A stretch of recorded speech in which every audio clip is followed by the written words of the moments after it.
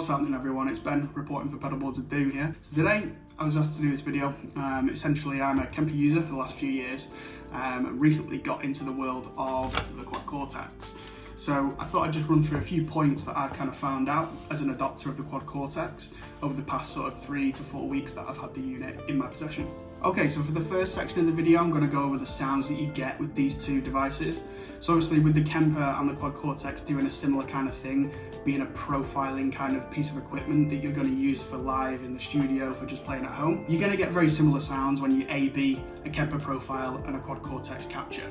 So on that side of things, it's going to be very similar, quite hard to tell the difference. There's going to be little nuances here and there that one device is going to pick up that the other may not, but on the whole, you're looking at a similar sort of thing. The one plus side though with the Quad Cortex is that you can profile, or capture as they call it, pedals. So things like drive pedals, you can capture that, use that in your signal chain. Whereas on the Kemper side of things, you're kind of stuck with the amp profile that you originally created. The factory presets that come with both of these devices are really good. You're going to be able to get a recording ready tone as well as a stage ready tone with maybe just a few minor adjustments and things to add to the signal chain to your taste or for what you're playing.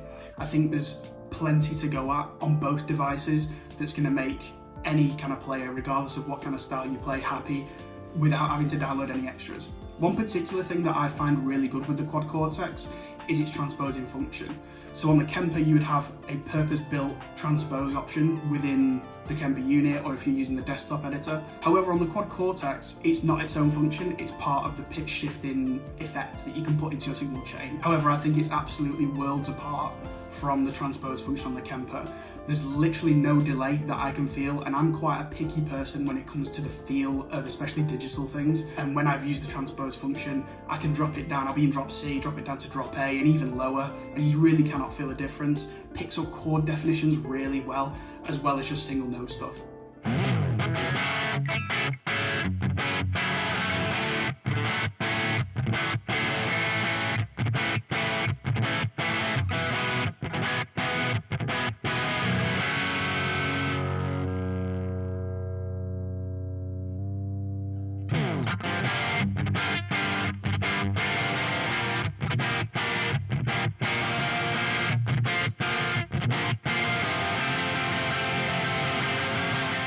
And obviously it's worth noting that the Quad Cortex has that quad-core processor to allow for more complex and diverse signal chains, whereas the Kemper hasn't got that.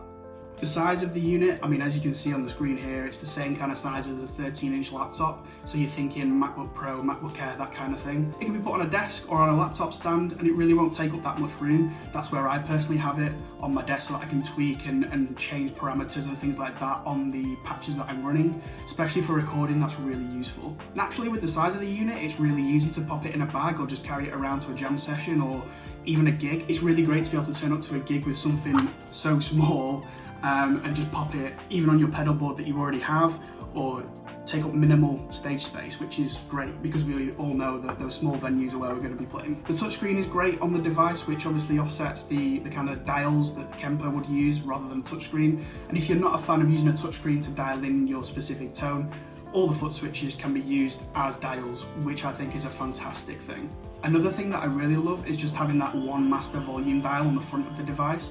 It makes it so much easier compared to the Kemper.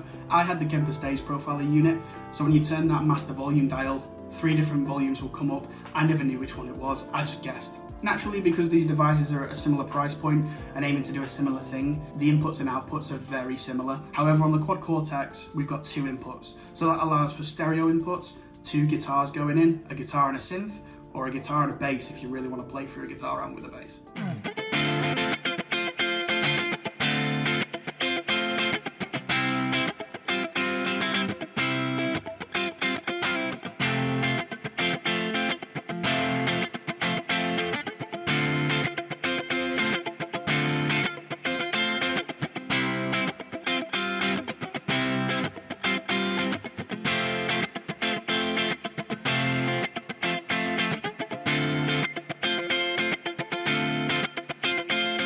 I think one of the main selling points for the Quad Cortex is its interface. It is a really simple interface that can do a hell of a lot. The Kemper could do a hell of a lot, but the interface could be really clunky at times, and especially for new users, it could be really difficult to navigate around to get what you need. Quad Cortex's interface allows you to kind of jump straight in, use your hands to move things around rather than dialing through with knobs and dials and things like that, getting kind of confused as to where you're up to and moving the wrong thing. The amount of times that I moved things in the signal chain of the Kemper which I didn't want to move, it just caused a lot of time trying to undo things rather than just being able to swipe your finger across the screen to move your delay into the effects loop. As is the case with all digital devices these days, we're reliant on software updates. The Quad Cortex's interface handles this really well. It'll give you a notification when there's a new software update, jump into the settings, hit the update, and if you're connected to Wi-Fi, it's going to do it straight away. It may take a little while depending on your connection, but that's the case with any device. Another point here that Neural DSP have really hit the nail on the head is the cloud-based rig sharing. So using the app, you can add friends on there, you can download famous guitar players' patches if they've published them, and it really is as simple as doing it from your phone and it appears on the Cortex. I've never had such an easier rig sharing experience than I have with the Quad Cortex. Obviously the Kemper had the rig manager and the rig exchange for downloading online patches. However, the Quad Cortex just does it so much better. Having that app and the capability to just share your rig straight to your friend who may be in your band and you want to say, hey, why don't you try this guitar tone for this track and I'll try this one. I mean, you can't get any better than that. Being able to share it over an app is just brilliant. As a second point to that, the Kemper's rig manager was pretty much a sea of controls. You'd open up a preset and there'd be like 100 controls there. And I'm sure I'm not the only one who opened that for the first time and thought, I don't know what I'm doing here, I'm way out of my depth. Let me just go and get a Line 6 spider. All in all, I'm really happy that I made the transition from Kemper over to the Quad Cortex. It's not to say that one of these is better than the other. This is a personal opinion. You're free to make your own choice. You've got to buy what's right for you. And if you like to tweak and really get into the nitty-gritty and open up desktop editors and things like that, Kemper will be great for you. And there's a lot of established Kemper patches already out there.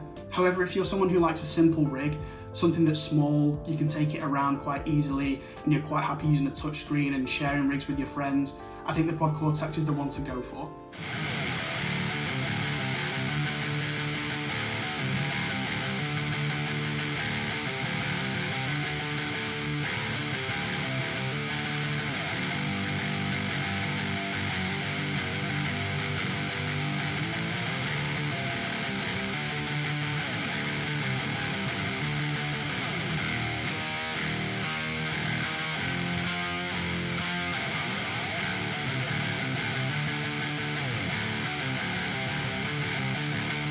So let me know down below what you thought of my list. Again, personal preference. You've got to pick what's right for you, but I'd love to hear what you think down in the comments below. Make sure you leave a like on the video if you did enjoy it. This is my first one for Pedalboards of Doom, so I'd love to know what you thought. Anyway, for now, thanks for watching.